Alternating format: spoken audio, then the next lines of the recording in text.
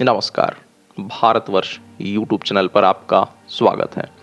तो दोस्तों, आज हम वाराणसी में बने मानसिंह वेधशाला के बारे में जानेंगे। सर्व विद्या की राजधानी काशी धर्म अध्यात्म समेत ज्ञान विज्ञान की खान है। इससे खगोल विज्ञान भी अछूता नहीं है। इसे आधार देने के लिए जयपुर के राजा सवाई जयसिंह ने सन 1734 में दशाश्वमेध घाट के पास मान महल के दूसरे तल पर वेधशाला को आकार दिया। इसमें आमेर के राजा मानसिंह द्वारा 1600 में बलुआ पत्थरों से निर्मित राजस्थानी वास्तुशिल्प की नायाब मिसाल को और भी बेजोड़ व वैभवशाली बनाया। मान महल के कारण ही दशाश्वमेध घाट का यह छोर मान मंदिर के घाट के नाम से जाना गया। महल मुगल और राजपूत वास्तुशैली का बेजोड़ नमूना है, तो पत्थरों से निर्मित छज्जे आकर्षित करते हैं। महल के सबसे ऊपरी हिस्से में बिखरे प्रमाण बताते हैं कि किस तरह 400 साल पहले वास्तु व ज्योतिष के जरिए ग्रहों और नक्षत्रों का पता लगाया जाता था। इसे 1699 से 1743 के बीच एक एक यंत्रों को सहेज कर वेधशाला को आकार दिया गया। काशी के विज्ञानमाला की अनमोल मोती की तरह गुंथी धरोहर भारतीय पुरातत्व संरक्षण सारनाथ मंडल द्वारा संरक्षित है। अभिलेखों के अनुसार राजा जयसिंह ने खगोल विद्या के प्रसार के लिए 1724 में दिल्ली, 1719 में उज्जैन, 1737 में मथुरा और 1728 में जयपुर में इसी तरह की वेधशालाओं का निर्माण कराया था। इसके साथ ही वेधशाला का उपयोग चंद्र सूर्य की स्थिति जानने, तारों व ग्रहों की गति और दूरी का अध्ययन करने के लिए किया जाता था। इसके लिए इसमें उस समय में एक से एक यंत्र लगाए गए थे। इनमें सम्राट यंत्र समय जानने और अंतरिक्ष में होने वाले बदलाव को जानने के लिए उपयोग में लाया जाता था, तो लघु सम्राट यंत्र समय और अंतरिक्ष में बदलाव को बताता था। चक्र यंत्र सूर्य और चंद्रमा और तारों की स्थिति के अलावा भूमध्य रेखा से उनकी दूरी मापने के काम आता था। नाड़ी वलय से समय और अंतरिक्ष संबंधी गणना, तो दक्षिणोत्तर भीति यंत्र ग्रहों की अंतरिक्ष में भूमध्य रेखा तक पहुंच बताता था। इसके अलावा दिगांश यंत्र के जरिए अंतरिक्ष संबंधी जानकारियां भी जुटाई जाती थी। अभिलेखों में दर्ज सूचनाओं के अनुसार इस योजना को जमीन पर उतारने में प्रमुख भूमिका समर्थ जगन्नाथ की थी, जो स्वयं एक दक्ष ज्योतिषी थे। काम जयपुर के स्थापत्यकार मोहन द्वारा सरदार सदाशिव की देखरेख में संपन्न हुआ। 19वीं शताब्दी तक वेधशाला ध्वस्त हो चुकी थी। सन 1912 में जयपुर के तत्कालीन राजा सवाई माधो सिंह के आदेश पर वेधशाला का जीर्णोद्धार हुआ। उस समय के प्रबंधकारों में लाला चिमनलाल दारोगा, चंदूलाल ओवरसियर, राज ज्योतिषी पंडित गोकुलचंद तथा भगीरथ मिस्त्री के नाम वेधशाला की एक दीवार पर दर्ज है। जयपुर राजघराने की सोच जिसने काशी को धरोहर दी, लेकिन समय काल के झटके में सब कुछ मिट्टी में मिलता ही चला गया। अब सिर्फ यहाँ रह गई हैं तो यादें। यंत्र अभी भी आबाद हैं, लेकिन उनके कुछ न कुछ हिस्से गायब हो चुके हैं। सिर्फ समय देखा जा सकता है। दरअसल राजाओं की बाद धरोहर राजस्थान सरकार के पीडब्ल्यूडी के कब्जे में आया।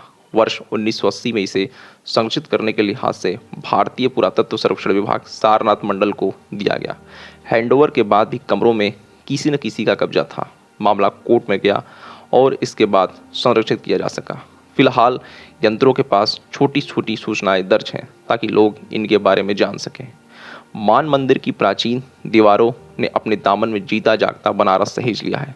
तकनीक व ज्ञान को सहेज कर प्रदेश के पहले इस वर्चुअल म्यूजियम को राष्ट्रीय विज्ञान परिषद ने इसे आकार दिया, जिसका जनवरी 2022 में पीएम ने उद्घाटन किया था। इसमें बनारस का अतीत से लेकर वर्तमान तक प्रोजेक्टर के जरिए जीवंत अंदाज में नजर आता है। चाहे गंगा का अवतरण हो, शिवार्चन या बनारस की गलियों की सैर, एक स्थान पर खड़े होकर बड़े इत्मीनान से किया जा सकता है। 3D म्यूरल पर गंगा के घाट देखे जा सकते हैं। स्क्रीन पर काशी की महान विभूतियाँ, पुरातात्विक, ऐतिहासिक और धार्मिक स्थल भी देखे जा सकते हैं। राष्ट्रीय विज्ञान संग्रहालय परिषद की ओर से इसे वर्चुअल म्यूजियम बनाया गया है। मान महल के वेधशाला के नीचे बने भवन के हाल और 3 कमरों में यह संग्रहालय है। इनमें 12 प्रोजेक्टर लगाए गए हैं। भवन की दीवारों को इस तरह से तैयार किया गया है ताकि प्रोजेक्टर के माध्यम से उन पर काशी की धार्मिक, पौराणिक और सांस्कृतिक विरासत को दिखाया गया है। म्यूजियम में काशी के घाट, मंदिर, गलियाँ, रामनगर की रामलीला, नाटी इमली की भरत मिलाप, तुलसी घाट की नाग नथिया, साड़ी बुनने की कला, काष्ठ कला और गंगा आरती को भी दर्शाया गया है। इसके साथ ही प्रवेश द्वार पर भगवान शंकर की प्रतिमा है, जहां घंटी बजते ही भगवान पर पुष्प वर्षा होती है। वर्चुअल एक्सपेरिमेंटल म्यूजियम की स्थापना भारत सरकार के संस्कृति मंत्रालय के अधीन कार्यरत राष्ट्रीय विज्ञान संग्रहालय परिषद द्वारा की गई है। NCSM ने इस संग्रहालय में आधुनिक और परिष्कृत आभासी वास्तविकता प्रौद्योगिकी के माध्यम से वाराणसी के विभिन्न सांस्कृतिक पहलुओं, मूर्त और अमूर्त की झलक दिखाने के लिए कड़ी मेहनत की है। Indian national trust for art and cultural heritage ने इस आभासी अनुभवात्मक संग्रहालय के डिजाइन और निर्माण में मदद की और इस VEM में दिखाए जाने वाले विभिन्न चित्रों के लिए स्क्रिप्ट तैयार करने में भी मदद की है। VEM का दौरा आगंतुकों के लिए अनोखा अनुभव है, जहां हमें वाराणसी के पवित्र घाटों, शास्त्रीय संगीत, साड़ी की बुनाई, रामलीला स्मारकों के 3D दृश्य, संकरी गलियों और पान की दुकान आदि का दिलचस्प अनुभव मिलेगा। घुमावदार TV screen, painting, touch screen और प्रोजेक्टर आदि की मदद से पवित्र गंगा के धरती का अवतरण की कहानी भी दर्शकों के लिए बेहद रोमांचक तरीके से दिखाई गई है।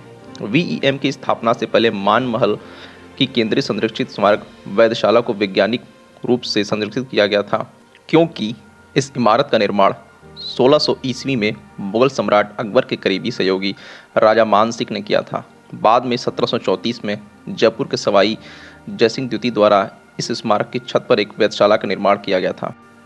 मान सिंह वेधशाला एक ऐसी वेधशाला है जो हमारे इतिहास के बारे में बताती है, हमारे पौराणिक काल के बारे में बताती है, उसके साथ ही कैसे वाराणसी में साहित्य का विकास हुआ, कैसे यहाँ की संस्कृति का विकास हुआ और कैसे आधुनिकता के साथ साथ वाराणसी आध्यात्मिक दुनिया में भी आगे बढ़ता गया। तो दोस्तों, ये थी एक छोटी सी वीडियो मान सिंह वेधशाला के ऊपर। अगर आपको हमारा ये वीडियो पसंद आया हो तो आप हमारे चैनल को सब्सक्राइब, वीडियो को लाइक और शेयर ज़रूर करें। धन्यवाद।